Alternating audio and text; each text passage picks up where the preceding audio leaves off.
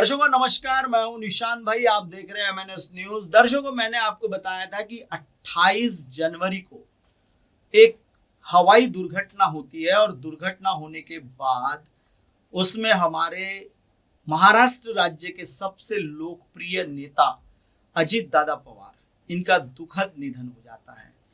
लेकिन उसके बाद मैंने 31 जनवरी को एक खबर की थी कि मैं खुद इस पूरे मामले में सच्चाई जानने का कोशिश करूंगा और आप लोगों को बताऊंगा। दर्शकों, आज मैं बहुत सारे पहलुओं की जांच कर चुका हूं।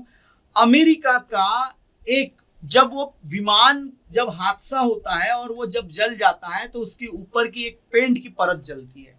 पेंट की परत जलने के बाद उसमें NQ39 वगैरह ऐसे नंबर आता है और वो नंबर क्या था उसकी हमने जब जानकारी ली तो वो पता चला कि वो रजिस्ट्रेशन नंबर होता है उस विमान का जो अमेरिका में रजिस्टर्ड था।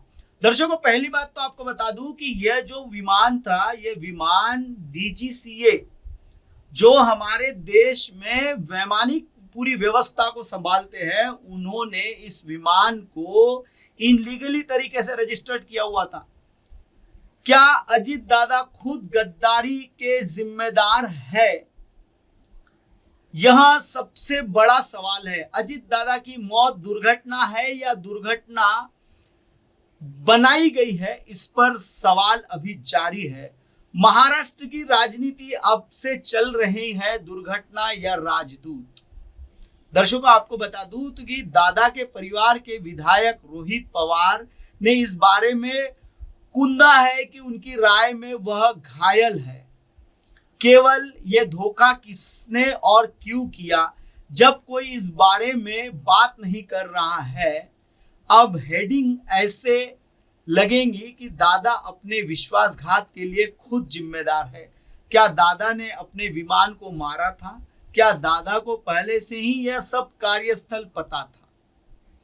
आज सातारा जिले की जडेश्वर फैक्ट्री की फाइल दादा के जीवन के अंत का कारण साबित हुई और इनके द्वारा किए गए फ्रॉड की फाइल फिर से खुल गई।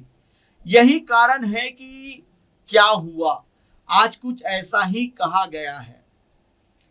दादा के जाने का दुख दबा रहे लाखों लोग, इस जांच से कोई मतलब नहीं है। जो गलत है उसे फांसी दो, चाहे फडणवीस हो या मोदी या कोई और, लेकिन ऐसे मत। भाई की दिल मानता है दादा गुजर गए, कौन चला गया है, उसके लिए हमारी मुट्ठी जख्म देने वाली भी छूटी नहीं होती है। जब हम अंदर से टूटे थे, हमें क्या पूंजी बता रहे हो? दादाजी चले गए, दुर्घटना या राजदूत? क्या महत्वाकांक्षा में दूसरा पक्ष नहीं है? धोखा किया है तो क्या, और ये किसने किया है, यह सवाल खड़ा होता है। तो आज मुझे यह पता चला अजित दादा भाजपा में अपनी फाइलों को दबाए आए थे, तभी तो दादा को उप मुख्यमंत्री और वित्त मंत्री बनाया गया।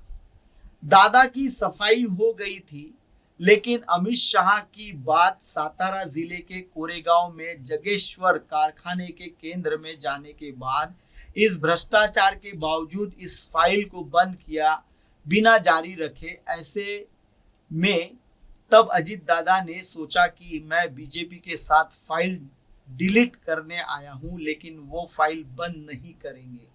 तब दादा फिर वापस जाना चाहते थे, विलय होना चाहते थे और वे मर गए।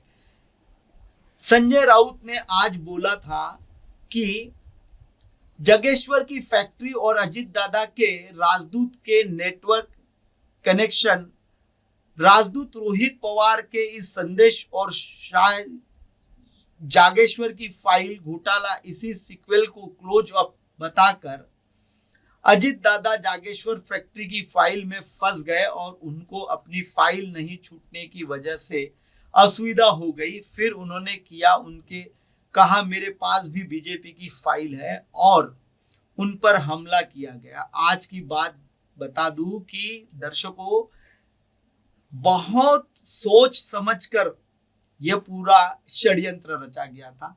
दादा का भाजपा के साथ सहयोग, फिर से फाइल खुली है। दादा बीजेपी की ललकार और राजदूत इसमें क्या कर रहे थे, यह सवाल सबसे बड़ा सवाल है। क्योंकि दादा ने ये पूरा जो मामला है इसमें उनकी महत्वाकांक्षा और राज्य का नेतृत्व इसको लेकर बहुत वो सामने जाना चाहते थे, लेकिन उनके इस मकसद को जब भाजपा ने भांप लिया तो भाजपा के ही लोगों ने, क्योंकि जब ये हादसा होता है और उस हादसे के तमाम पहलुओं पर नेशनल लेवल पर बहस होती है और कई जगह इसकी बहुत बड़े पैमाने पर जानकारी या सार्वजनिक की जाती है, तब भी यह मामला कहीं ना कहीं पेच की तरफ फंसा होता है।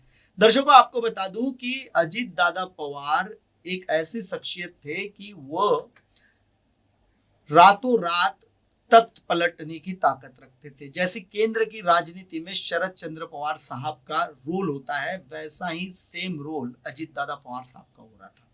और इसी के चलते अब देश की राजनीति में एक बड़ा उधम मचने वाला था और उसी उधम को रोकने के लिए अजीत दादा को दरकिनारा किया गया। दर्शकों, आपको बता दूं कि पिछले बार बहुत सारे आरोप लगे हुए हैं। सबसे बड़ा आरोप लगा है विदर्भ के राष्ट्रवादी के नेता पर, क्योंकि राष्ट्रवादी के नेता का इससे सीधा संपर्क है। आखिर विमान क्या दादा के विभाग ने किराए पर लिया था या फिर दादा को किसी ने लेट कर उस जगह जाने के लिए रात में लेट कर उन्हें दूसरे दिन विमान से भेजा? विमान किसने बुक किया था, यह सबसे बड़ा सवाल है। अभी तक क्या आपने रोहित पवार के जितने भी बयान देखे होंगे, जिसमें भी आपने सुना होगा, लेकिन विमान किसने, यह जो विमान है ये किसने बुक किया था और यह विमान किसने किराए पर लिया था, ये एक बहुत बड़ा सवाल है। दर्शकों, फिलहाल वक्त हो चला है ब्रेक का। ब्रेक से लौटने के बाद बताऊंगा कि प्रफुल्ल भाई पटेल की किस तरीके से इस पूरे मामले में साठगांठ है। बने रहिएगा।